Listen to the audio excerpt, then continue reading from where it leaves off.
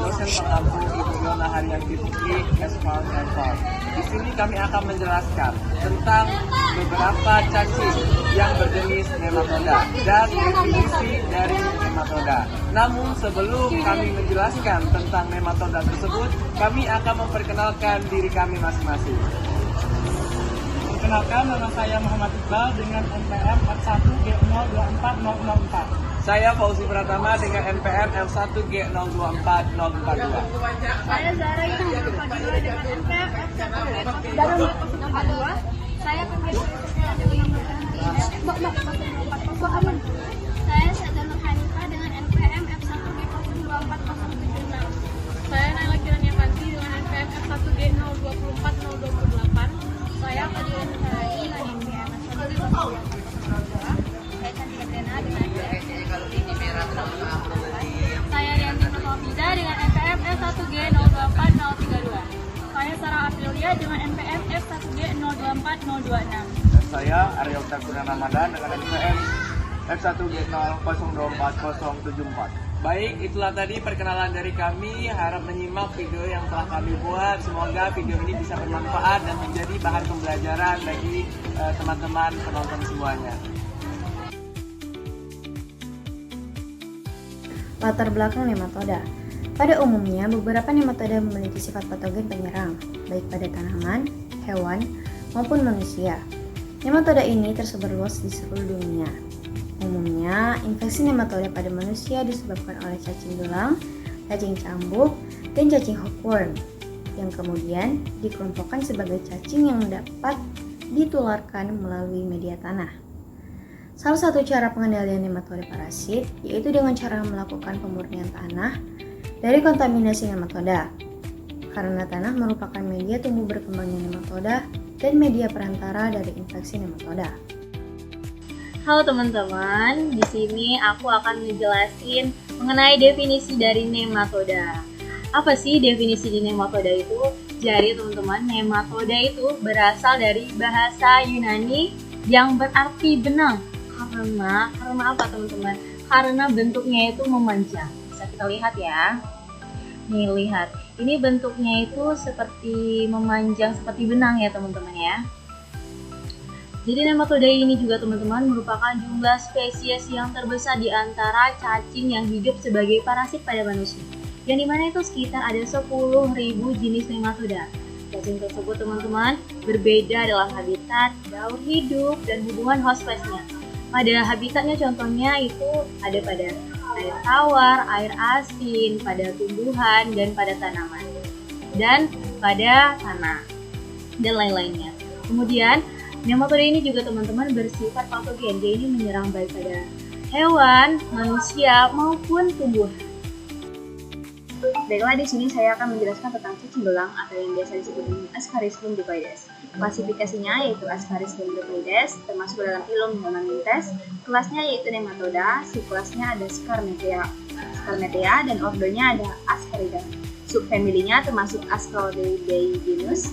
Kemudian Ascaris spesiesnya termasuk Ascaris lumbricoides. Morfologinya yaitu cacing dewasa ini hidup di dalam rongga ubis halus yang panjangnya sekitar cacing betina itu panjang sekitar 20-40 cm dan cacing jantan termasuk 15-31 cm. Cacing betina dapat bertelur sampai 2000 butir per hari yang dapat berlangsung selama masa hidupnya yaitu kira-kira 1 tahun. Siklus hidupnya yaitu dimulai sejak dikeluarkannya telur oleh cacing betina di ubis halus kemudian dikeluarkan bersama tinja. Hospes dan nama penyakit yang disebabkan oleh cacing ini yaitu hospes yang definitifnya pada manusia. Jadi manusia pada infeksi cacing ini adalah hospes obligat. Cacing dewasanya berhabitat di usus halus. Penyakit yang disebabkan adalah Ascariasis. Patologi dan gejala. Lumbricoides menimbulkan penyakit Ascariasis. Penyakit ini menimbulkan gejala yang disebabkan oleh stadium larva atau stadium dewasa. Saya akan melanjutkan materi dari Cantika tentang Ascaris lumbricoides atau cacing belang. Untuk diagnosisnya dapat ditegakkan dengan menemukan telur dalam tinja penderita atau larva pada sekutu, dan dapat juga dengan menemukan cacing dewasa keluar bersama tinja atau melalui muntah pada infeksi berat. Untuk pengobatan, Pengobatan dapat dilakukan secara massal atau perorangan. Untuk perorangan, dapat digunakan bermacam-macam obat, misalnya siperasin, tirantal pamuat 10 mg per kilogram berat badan, dosis tunggal, mebendazole 500 mg atau albendazole 400 mg. Sekian dari materi tentang cacing gelang, semoga teman-teman bisa dapat dipahami dan dipelajari lagi. Baik, sekarang saya akan menjelaskan yaitu tentang Trichuris trichuera atau biasa disebut dengan cacing cambuk. Klasifikasi Trichuris trichuera yaitu berasal dari filum Nematelmintes, berasal dari kelas Nematoda dan subkelas Adenocorea, dan juga berasal dari ordo Enophlida, subfamili berasal dari Trichineloides, genus berasal dari Trichuris, dan spesies yaitu Trichuris trichuera. Cacing cambuk ini hospes definitif manusia dan penyakit yang disebabkan yaitu disebut dengan trichuriasis. Morfologi dari cacing cambuk yaitu cacing cambuk betina berukuran 3,5 sampai 5 cm dan jantan berukuran 3 sampai 45 cm. 3/5 anterior tubuh halus seperti benang, 2/5 bagian posterior tubuh lebih tebal, berisi usus dan perangkat alat kelamin. Siklus hidup dari cacing cambuk, telur yang dibuahi dikeluarkan dari hospes bersama tinja. Telur tersebut menjadi matang dalam waktu 3-6 minggu dalam lingkungan yang sesuai, yaitu pada tanah yang lembab dan teduh. Patologi dan gejala pada infeksi berat, terutama pada anak, cacing tersebar di seluruh kolom dan rektum. Kadang-kadang terlihat di mucosa rektum yang mengalami protolapus. Selanjutnya saya akan menjelaskan materi yang telah dijelaskan oleh rekan saya yaitu Ananda. Di sini saya akan menjelaskan patologi dan gejala pada cacing cambuk. Pada infeksi berat, terutama pada anak-anak, cacing tersebar di seluruh kolon dan rektum. Kadang-kadang terlihat di mucosa rektum yang mengalami prolapus akibat mengejarnya penderita pada waktu defekasi. Kemudian untuk diagnosis sendiri, ini dapat dilakukan dengan pemeriksaan tinja dengan mikroskop. Nah, apabila pada pasien tersebut dia mengalami infeksi cacing cambuk, maka akan ditemukan parasit yang berbentuk tong di tinjanya. Kemudian untuk pengobatan itu dapat dilakukan secara efektif dengan mengonsumsi obat dari mebendazole dengan dosis 100 mg, kemudian ada juga obat tirantel dan albendazole dengan dosis 400 mg. Baik, itu saja yang dapat saya sampaikan. Terima kasih. Semoga teman-teman dapat memahami apa yang telah saya sampaikan pada materi cacing cambuk. Oke nih teman-teman, tadi kan temanku udah ngejelasin materi-materi mengenai infeksi cacing.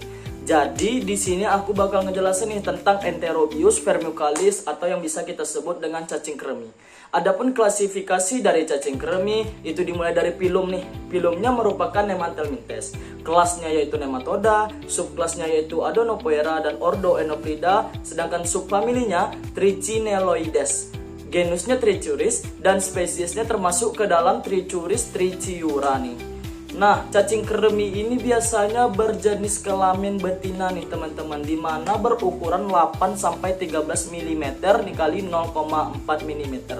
Pada ujung anterior ada pelebaran kutikulum seperti sayap yang disebut alai. Bulbus esofagusnya jelas, ekornya runcing, badannya panjang dan kaku, sedangkan uterus gravidnya penuh berisi telur.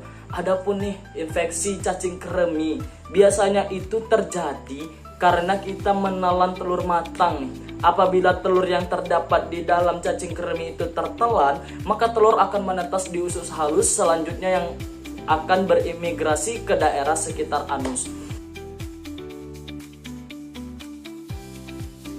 Nah, jadi teman-teman, aku akan melanjutkan materi yang sudah dijelaskan oleh Rizky tadi mengenai cacing kremi atau yang biasa disebut dengan Enterobius vermicalis. Nah, jadi siklus hidup dari cacing ini adalah infeksi cacing kremi terjadi bila menelan telur matang. Dari telur matang ini, bila telurnya tertelan, telur itu tuh akan menetas di usus. Nah, setelah menetas, dia akan berubah menjadi larva. Larva ini akan bermigrasi ke daerah sekitar anus. Nah, patologi dan gejalanya bagaimana? Nah, gejala klinis yang menonjol disebabkan yang disebabkan yaitu iritasi di sekitar anus, perineum, dan vagina oleh cacing betina. Kenapa bisa? Karena grafit yang bermigrasi ke daerah anus dan vagina, dia bermigrasi sehingga menyebabkan pruritus mortal ya. Nah, lalu yang ketiga yaitu adalah diagnosisnya. Bagaimana cara diagnosisnya? Nah, cacing ini dapat diberikan pada anak itu ketika anak itu menunjukkan rasa gatal di sekitar anusnya ya. Dan rasa gatal ini biasanya terjadi pada waktu malam hari. Nah, ketika dia dibuat ada rasa gatal di sekitar anus, nah itu sudah menunjukkan bahwa tepat cacing kremi itu diagnosis awalnya. Lalu ada diagnosis yang dibuat dengan menemukan telur dan cacing dewasa. Nah, itu menemukan telurnya di mana ya, di anus tadi ya teman-teman. Nah, bagaimana sih cara pengobatannya? Kita mengetahui pengobatan cacing itu biasanya dengan mebendazole, albendazole, dan peptidol. Namun untuk di cacing kremi ini dengan menggunakan mebendazole, albendazole, dan peptidol itu tidak akan mematikan telurnya teman-teman. Sehingga setelah diberi, maka setelah 2 minggu cacing yang menetas itu harus diobati. Nah, obat pilihan keduanya yaitu adalah piperazine, yaitu lebih baik daripada mebendazole, albendazole, dan peptidol. Nah, itulah tadi materi mengenai cacing kremi teman-teman. Semoga teman-teman bisa jelas ya dan bisa mempelajari lebih lanjut tentang cacing kremi atau Enterobius vermicularius. Baiklah, di sini saya akan menjelaskan tentang cacing tambang yaitu Ancylostoma duodenale. Mulai dari klasifikasinya, cacing tambang ini filumnya nematoda, kemudian kelasnya Serchenenthea, kemudian ordo Strongyliida, familinya Ancylostoma-tidae, terus kemudian genusnya Ancylostoma, spesiesnya masuk ke dalam Ancylostoma duodenale. Kemudian hospes dan nama penyakitnya itu adalah hospes utama itu cacing tambang yang disebabkan oleh nematoda penghisap darah. Cacing tambang yang umum menyerang manusia adalah Ancylostoma duodenale, Aceilathnicum, dan Necator americanus. Kemudian morfologinya, jantan berukuran 8-11 mm dikali 0,4 sampai 0,5 mm. Kemudian ujung posterior tubuh melebar dan membentuk bursa yang ditunjang oleh batang-batang bursa yang berotot dengan pola susunan yang karakteristik. Dan cacing betina berukuran 10 mm dikali 0,6 mm. Ujung postur tubuh berakhir lancip atau tumpul. Kemudian siklus hidupnya, telur dibuahi dalam feses. Pada saat di dalam tanah, ia berkembang menjadi larva. Dalam waktu 24 jam di tanah yang lembab dan suhu hangat, menetaslah larva rhabdid form dari telur tersebut. Kemudian larva tersebut tumbuh dan dalam waktu kira-kira 1 minggu menjadi larva piriform. Kemudian patologi dan gejalanya, penyakit yang ditimbulkan adalah penyakit anemia dan kurang gizi. Gejala yang ditimbulkan pusing karena kekurangan darah serta pendarahan. Saya akan melanjutkan materi mengenai cacing tambang atau Ancylostoma duodenale dari Naila Kirania. Kemudian ada diagnosis. Diagnosis dapat dilakukan dengan pemeriksaan tinja dengan mikroskop sehingga akan ditemukan berparasi yang berbentuk tong. Kemudian ada pengobatan. Pengobatan dari cacing tambang sendiri dilakukan dengan cara menjaga kebersihan diri, menghindari kontak langsung dengan tanah dan tempat kotor lainnya, serta selalu menggunakan sandal atau alas kaki ketika bepergian. Kemudian juga meminum vitamin B12 dan asam folat. Nah, itulah materi mengenai cacing tambang atau Ancylostoma duodenale. Diharapkan dengan adanya pemaparan materi mengenai cacing tambang ini, teman-teman dapat memahami secara lebih dalam mengenai cacing tambang atau Ancylostoma duodenale. Sekian tadi pemaparan materi kami, semoga bisa menjadi bahan pembelajaran untuk teman-teman semua. Kami akhiri dengan wassalamualaikum warahmatullahi wabarakatuh.